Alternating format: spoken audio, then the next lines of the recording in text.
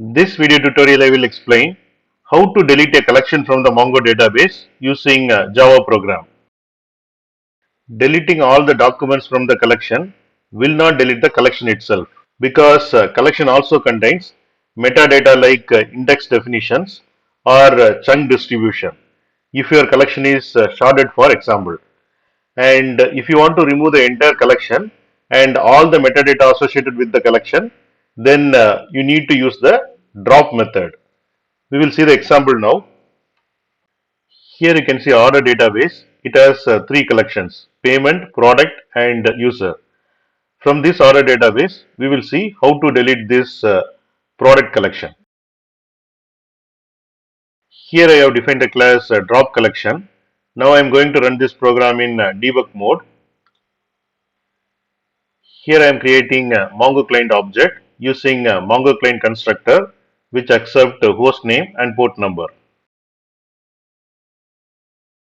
Then I am calling get database method of Mongo client object and passing database name as order, and it returns order database object. Then I am calling get collection method of order database object and passing collection name as product, and here I got product collection object. Then I am calling drop method of product collection object and it will drop the product collection. And here we got the output collection removed successfully.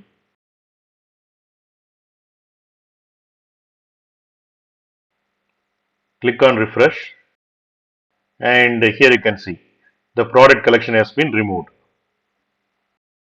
You can get the Java source code link from the description section of the video. To see the description in mobile, click on this icon and it will expand like this. Then click on this more button to see the description. And in the description, you can see the links. And click on these links to get the Java source code.